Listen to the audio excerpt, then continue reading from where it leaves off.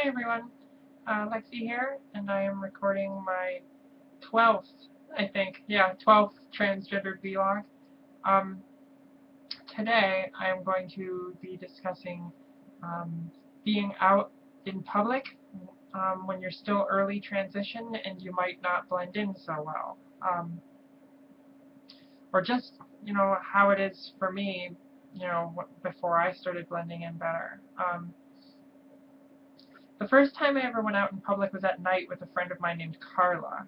She was visiting me from Pennsylvania, and I dressed in front of her, and she took a couple pictures of me, and I didn't have many girl clothes at the time, so I was, admittedly nervous, but really excited to be dressed and being myself in front of another person.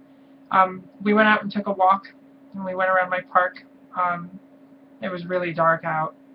Nobody saw us really. There were a few cars that drove by, but it just felt amazing to be outside. Um, I started sneaking out of the house a lot wearing girls' clothes. I would have like girl stuff underneath, like big poofy jackets, and then I would ditch the jacket when I got outside and like hide it underneath, like, or inside of one of my parents' cars. Um, I did a number of things to try and express myself. And risky things, because a lot of people in the area knew me. Almost all of our neighbors. We just it was a fairly small little neighborhood, so you just tended to know people.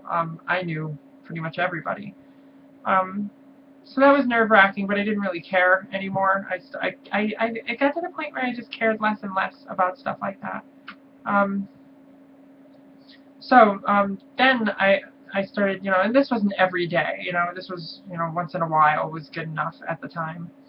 Um, then I started going to the mall on occasion. I started experimenting with makeup and, just practicing and trying to get better. At first I was really bad with my makeup. I didn't know how to blend colors. I didn't know how to choose lipsticks that matched like what I was wearing or my hair or my eyes. So I ended up like looking kind of weird in my makeup. Like I would have like pink makeup and then like really dark black eyeliner on only my bottom, my waterline, and like really intense blush. And if you, I don't know if you know, but blush should be subtle, always subtle. But it wasn't at all. So I would go to the mall, presenting as myself, and I would feel great. I would feel like, oh man, I would look really good today. But I would get tons of like weird looks and people looking at me like I was crazy. And now that I think back on it, I don't blame them. I looked pretty awful. Even if I was cisgendered, I wouldn't have looked very good. But it's still, that kind of thing made me feel really bad, and like I wasn't entirely sure how to deal with those kinds of emotions, and I still would get, even recently, I would get really, really depressed and upset when I get clocked. The better I started passing, the more upset it would make me when I would get clocked. So I came up with few things, not a few. I came up with like one thing that I do. There's my girlfriend, and she helps me out a lot. So you met a couple weeks ago. So if I'm feeling really sad, I at least have her to like level me out and ground me. Make sure I don't make any harsh decisions. But then there's also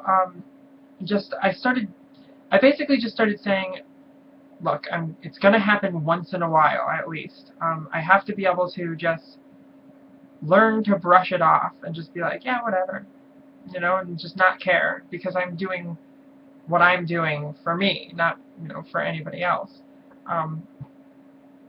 So I try to keep that in mind, but, you can tell there's something intangible about the way that a person looks at you when you know that they've clocked you, even if they don't say anything. There's a difference there's a very distinct difference, at least for me personally, there's a very distinct difference between somebody checking you out and somebody checking you out. Like it's very clear differentiation.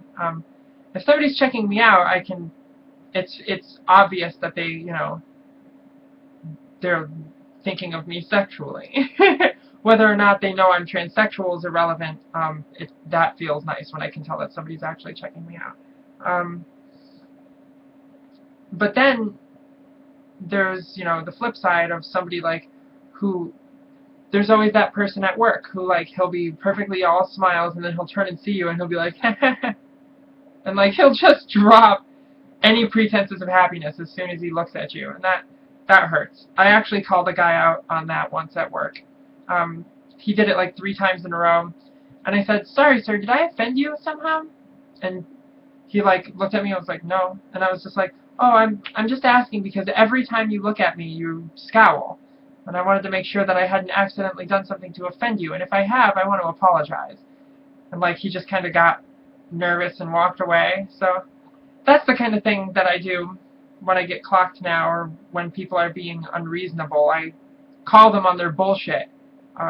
Provided I'm in a safe place, then I'll always call them on their stupidity. So yeah, that's typically what I do. I've been clocked a lot of times. It used to happen all the time.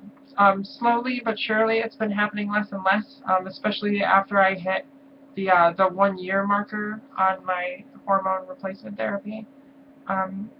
And now that I've kind of mastered my voice, I get clocked a lot less as well.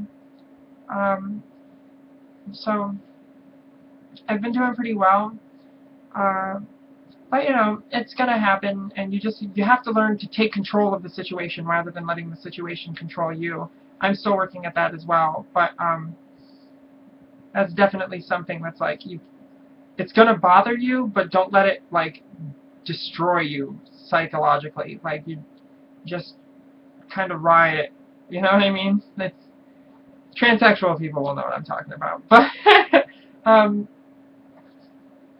anyway, that's the video for today. Please like, comment, and subscribe. I've got a couple good topics set up for the next couple weeks, so I won't be doing another one of those videos like I did last time. Sorry about that. I'm sure a few of you were a little bit disappointed with that. But yeah, thanks for watching, and I'll see you next week.